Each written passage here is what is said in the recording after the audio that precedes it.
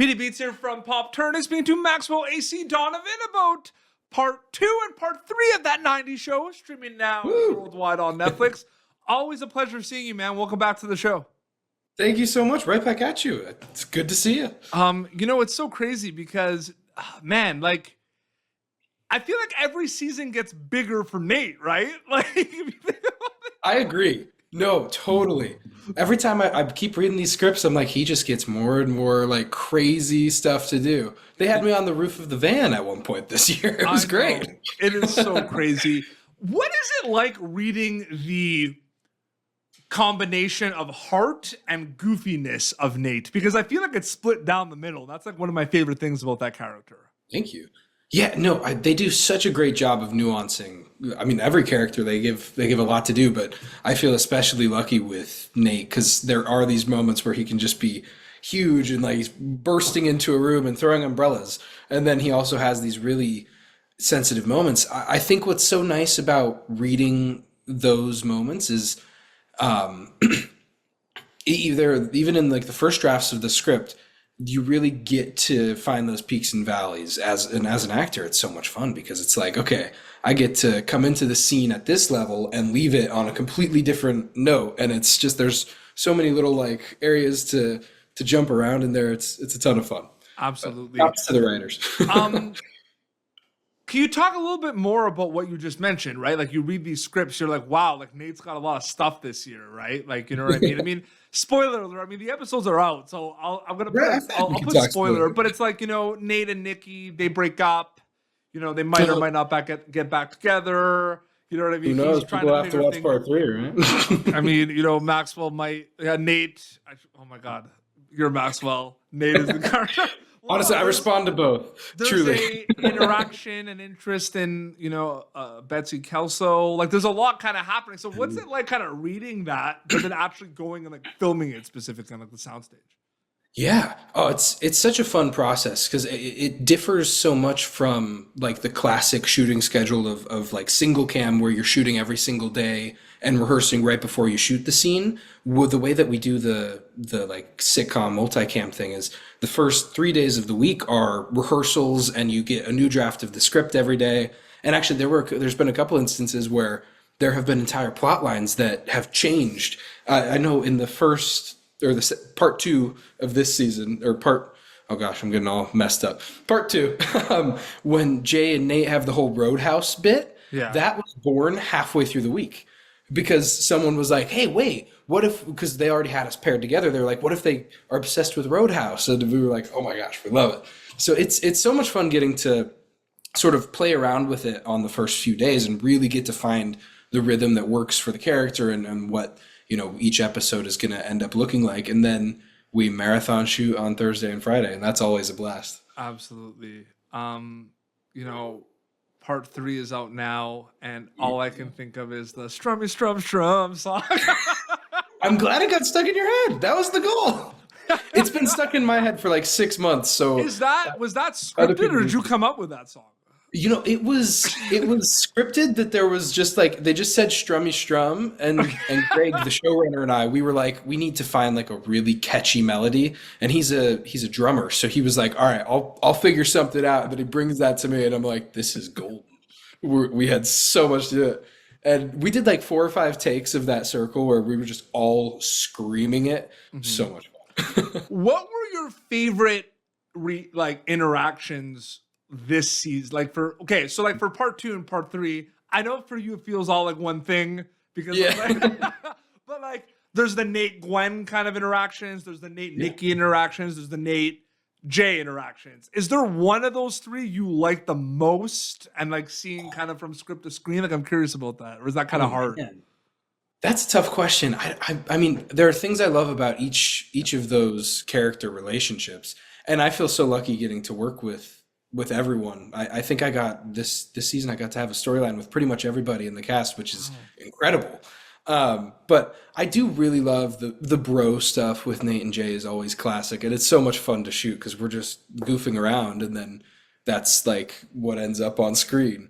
But I do also love like the more heartfelt moments that you find with the sibling relationship with Nate and Gwen. And then obviously the Nate and Nikki relationship. There's so much to unpack there. And it's a lot of fun doing those scenes. It's really, but props to all of my castmates because they're all so unbelievably good.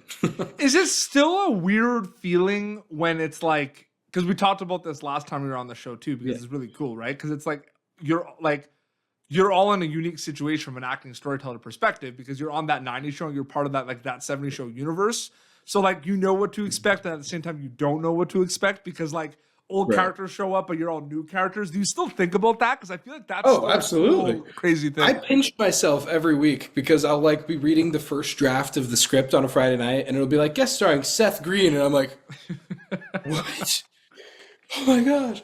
And then just getting these storylines, like one with Red, one with Bob. It's so surreal. It's a lot for Nate. Actually, just earlier today, I was watching 70s show and thinking, like, what? There was a lot for Nate. There was a lot. There was so much. Nate's got a lot going on. Nate got a lot of storylines. It was crazy. He got to hang out with everybody. It was so much fun. and it's cool because you really got to feel the there's ensemble casts and there's ensemble casts, right? Like where you're on a show with like 25 people, but maybe you like show up and you work with 4. But like you literally got to work with everyone, right? So what was that like working with everyone so much specifically? Fun. What was it like working with everyone? Yeah, specifically, and like having that ability to kind of like have those many storylines. Well, it's so incredible watching. I mean, Debra, Jo, and Kurtwood I get to see every single day, and then our guest stars when they would come in each week. It's like, and I think I said this last time too. It's like a masterclass every week. And as you know, a fan of 70s show and just a fan of all these people, it's incredible because it's like each day I get to see them bring something different and something unique, but so, enriching as a young performer. It's so incredible to get to learn from them and get to see that.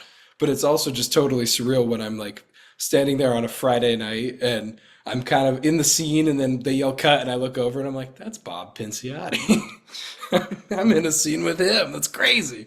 I know. It's crazy. And so much happens before you go to camera on like, a season of that 90s show, right? Like you're figuring everything out, table reads and everything. So from an acting storyteller perspective, Maxwell, you can see it as 2 journeys, right? Before filming that 90s show and after filming that 90s show, or does it feel like one big journey with multiple steps?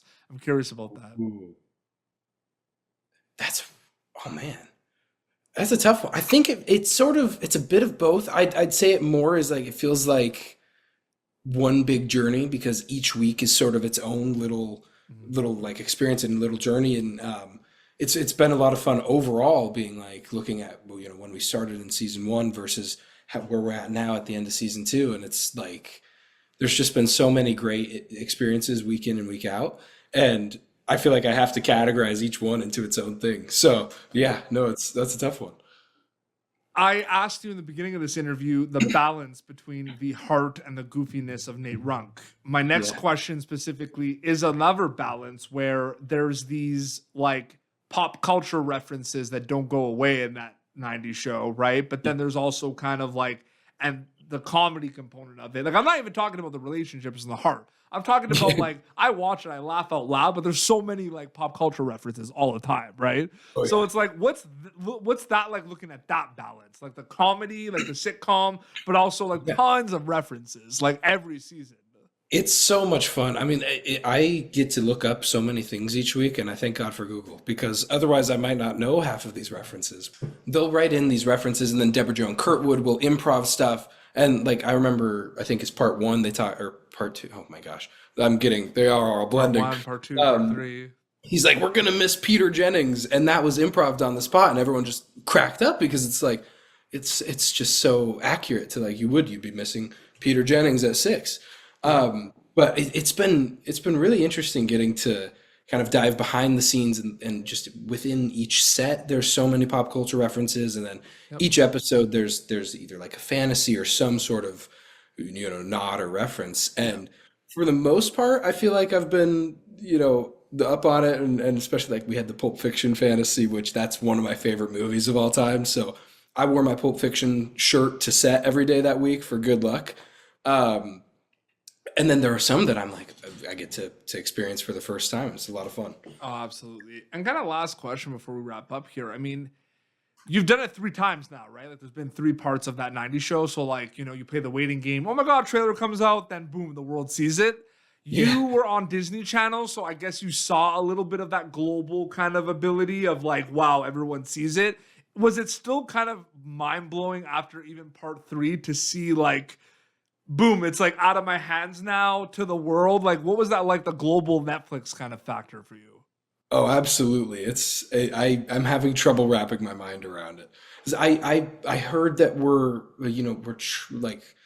getting big viewership in Ireland and stuff, and I'm like, that is so cool. It's these places I've never even been to are watching this show that I got to do with a great group of people that are basically family at this point. And it's definitely, I mean, I think I used pinch me earlier, but it's still totally one of those pinch me things. I haven't fully processed it, but it's pretty wild getting to, or I'll log on to my Instagram and the Netflix account will have posted a 90s show clip, and I'm just like, what? That's insane.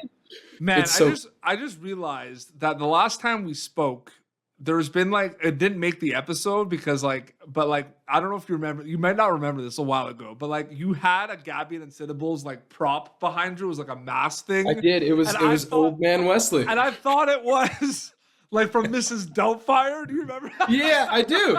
No, 100%. That is still hanging in my room, right next. It's next to the wooden moose. And then the first time, and I'm not in California right now, so if I was, it would still be right behind. And then the first time we spoke, you had all these movie posters behind you, so I was like, oh my god, like I know all these. I know. I've got like all of my stuff is out in LA, and I'm feeling. But I remember like pausing the interview, and I was like, "Sorry, Max, I have to ask. Like, is that the human skin in the background?" I remember that it was like a thing. Like, we paused it, and we're like, "Okay, we'll go back." 5, 4. No, that was great times. No, I'm so happy for you and the cast and crew, man. You're so good as Nate in that 90s show. Part 2 and Part 3 are now available worldwide on Netflix, so you can check it out. Maxwell, so good chatting with you as always, man. Thank you so much for coming. So great to see you. Thank you so much. Of course. Your Instagram account is just your name. People want to keep updated with everything. Yeah. Mad Max Donovan. Oh. It's got my initials in it and everything. Absolutely. My parents, they planned that well. Oh, for sure. They knew what I was going to be. YouTube.com/PopTurner previous episodes. You can, of course, catch Maxwell Acee Donovan as Nate Runk in Part 2 and Part 3 of that 90s show, streaming now worldwide on Netflix. Till next time, this is Maxwell and PD Beats signing off. Thank you for tuning in to Popternative. Make sure to check out our past episodes of Popternative on YouTube. This has been an Autograph Communications production.